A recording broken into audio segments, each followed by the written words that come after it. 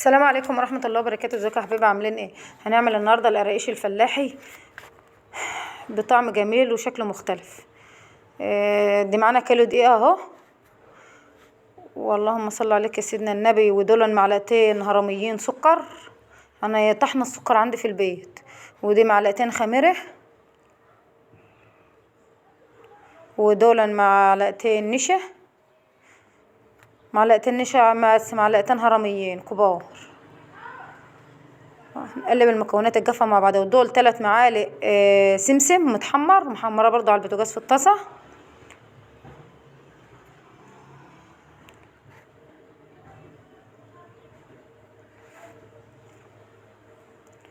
دول معلقة بيكنج باودر كبيرة او معلقتين صغيرين.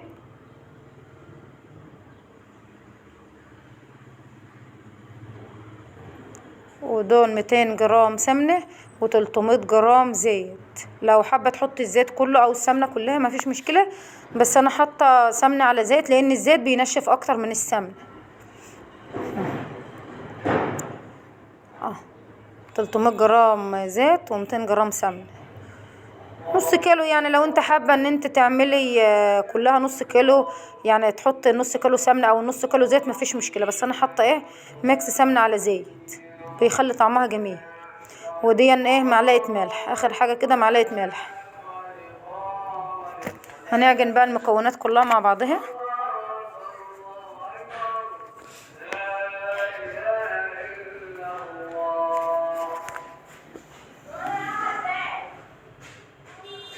هنعجن بقى. صلوا على النبي في التعليقات وما تنسوناش باللايك والاشتراك. صلوا على النبي وقولوا لنا رايكم ايه.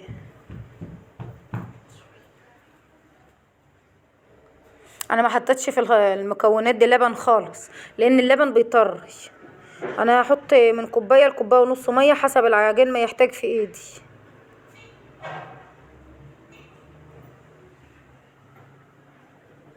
هي عملت كده لانني كانت عندي عروسة عجين كانت واخداها من خز، كانت عيش كانت خبزاه وعيناها عندي في التلاجة، فانا كنت حطها، طلعتها من التلاجة بالليل، حطيتها في الطبق السلستين دي تفك عشان ما تبقاش سقعانه معانا. نحط كوبايه، من كوبايه لكوبايه ونص ميه حسب العجين ما يحتاج معانا.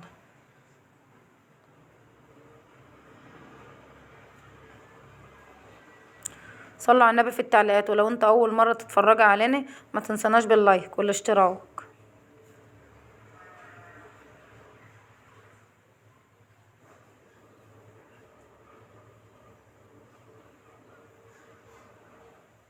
الميه دي لازم تكون ميه فتره.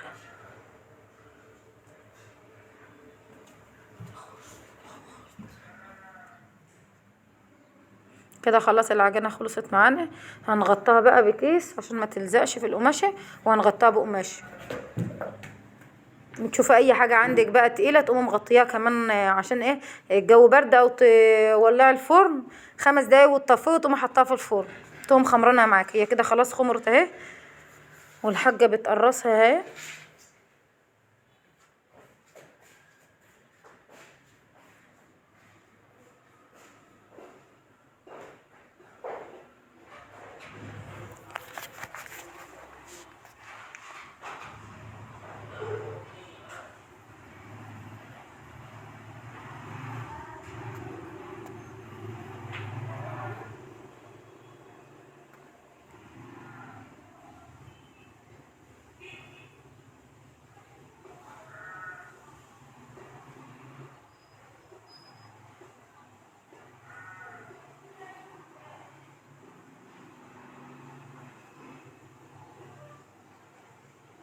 بنقطعها دلوقتي صوابع صغيره وهنرصها في الصاجه بقى.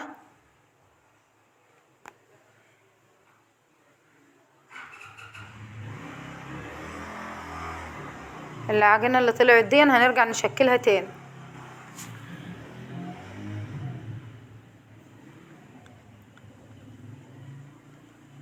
هنرص في الصاجة ونملى الصاجة ونغطيها بقى تخمر ترتفع تاني. انا هسيبهم ساعتين يرتفعوا. الصاجة اللي اخلصها اغطيها وهسيبهم ساعتين يرتفعوا، وبعدين اسويهم بقى في الفرن. كل ما تغيب في الخمرية بتديكي حاجة افضل.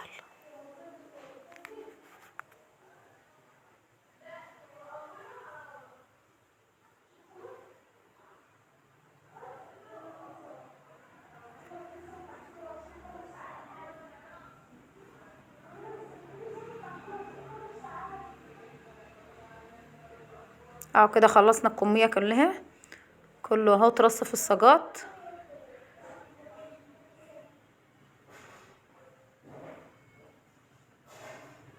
دول كل دقيق، عاملين معانا 5 صاجات اهو.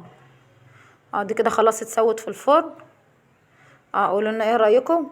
ناشفه وهشه، المعلقتين النشا بتخليها تنشف اوي، بعدين ما حطيتش فيها لبن عشان تبقى ناشفه وحمصه كده. قولوا لنا رايكم في التعليق ايه.